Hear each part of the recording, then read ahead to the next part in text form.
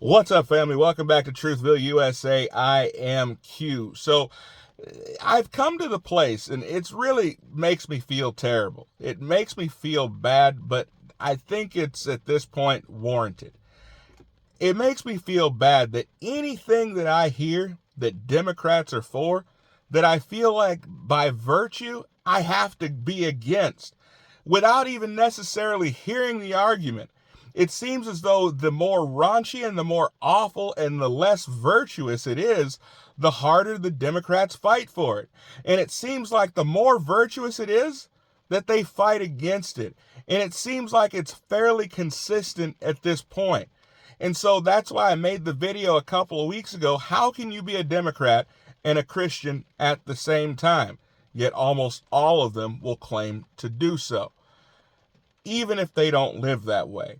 But the one thing I do have to give the Democrats credit for is they work somewhat like a mob.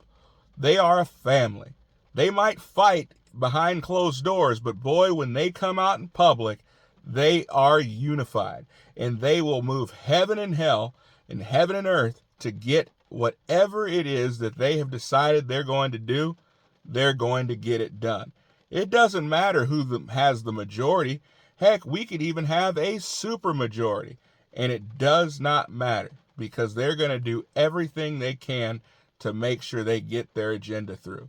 So when they decide we're not going to allow the Republicans to get rid of Mike Johnson, Mike Johnson's our guy, is what they're saying. They've said Mike Johnson is the best Speaker of the House that they have ever had. So they've said no, Marjorie Taylor Greene, no, Matt Gaetz, no, Thomas Massie. We will not allow you to get rid of him. There's enough of the Democrats. There's enough of rhinos. We will make sure Mike McCarthy keeps his seat. And if you're Mike McCarthy, how do you feel about that? How do you feel about the fact that your conference and your caucus and your entire party has come to the place where like, we don't know if we want you anymore. And the only thing keeping you there is a unanimous decision by the Democrats. Now, there's a part of me that says that's gross. That's absolutely terrible.